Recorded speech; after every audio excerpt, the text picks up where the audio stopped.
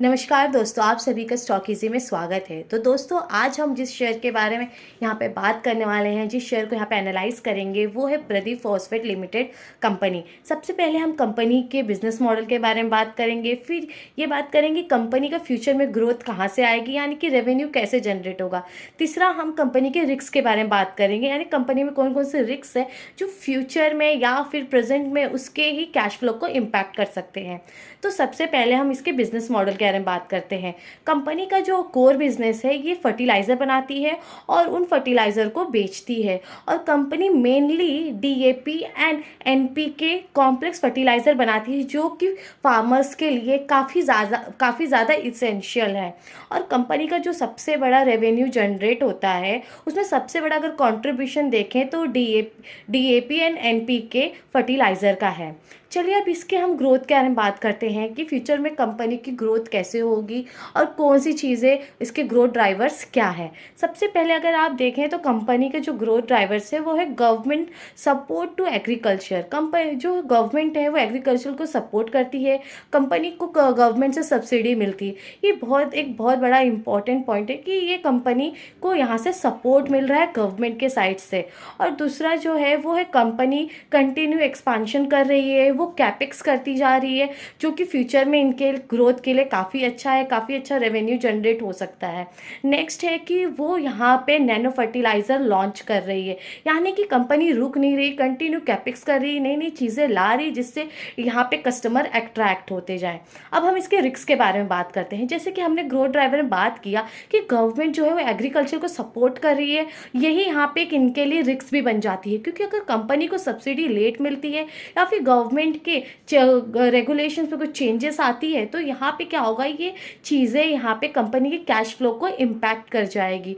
और दूसरा सबसे बड़ी चीज़ है रॉ मटेरियल। अगर रॉ मटेरियल का प्राइस ज़्यादा हो जाएगा तो कंपनी के लिए ये बहुत ही बड़ी एक नेगेटिव और रिस्क वाली बात होगी। अब चलिए थोड़ा हम कंपनी को नज़दीक से देखते हैं, कंपनी के प्रमोटर्स की होल्डिंग देखते हैं कि कंपनी में कितने प्रमोटर्स की कितनी होल्डिंग है, पब्लिक की कितनी होल्डिंग है। आइए हम इसको स्क्रीन पे देखते हैं। यहाँ हम स्क्रीन पे आ गए हैं। जैसे कि आप देख सकते हैं, आपके सामने यहाँ पे प्रदीप फॉस्फेट लिमिटेड कंपनी का स्क्रीन आपके सामने है, शेयर आपके सामने है। आप यहाँ देखिए, इसका जो मार्केट कैपिटल है वो 15,956 करोड़ है। और इस समय करंट प्राइस आज के दिन जो चल रही है 18 दिसंबर 2025 के दिन, वो है 154। और अगर आप यहाँ पे जो हमने पहले बात किया कि हम पहले यहाँ पे प्रमोटर्स की होल्डिंग देखेंगे, तो अगर आप यहाँ पे देखें प्रमोटर्स की होल्डिंग जो है सितंबर 2025 में 57.20 है। और यहाँ पे अगर पब्लिक की होल्डिंग देखेंगे 13.21, और यहाँ पे एफआईज की 15 और डीआईज की यहाँ पे 14 है सितंबर में। और अगर यहाँ पे आप पैटर्न देखेंगे तो आपको देखने मिलेगा कि डीआईज यहाँ पे कंटिन्यू अपने जो होल्डिंग है कम करती जा रही है, मतलब डिक्रीज कर रही है। और ऊपर अगर आप देखेंगे तो यहाँ पे पहले एफआईज की भी काफ़ी ज़्यादा होल्डिंग तो थी नहीं शेयर में, पहले काफ़ी कम थी, लेकिन यहाँ पे जून 2025 से उन्होंने अपनी यहाँ पे होल्डिंग इंक्रीज़ की है।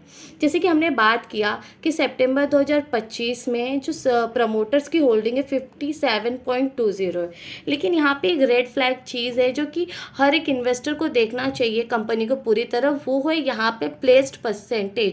यानी कि प्रमोटर्स ने अपने जो उनकी जितनी भी होल्डिंग है उसमें से 13% यहाँ पे, अगर आप पूरा इसको अप्रॉक्स देखें तो ये 14% है।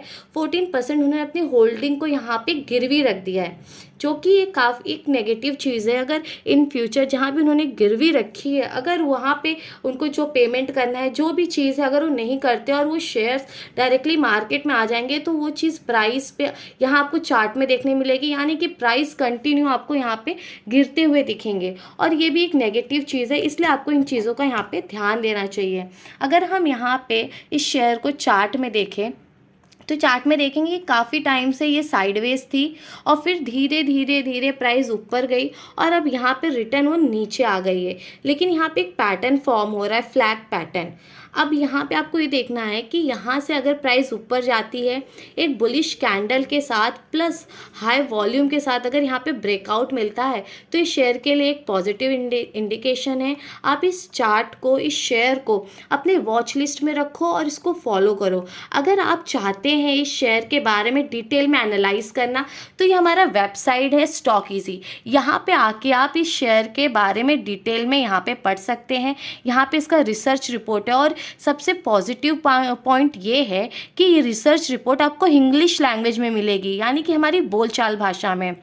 तो दोस्तों आज के लिए हम यहीं रुकते हैं। अगर ये वीडियो आपको यूज़फुल लगा है तो आप ज़रूर लाइक शेयर कमेंट ज़रूर करें।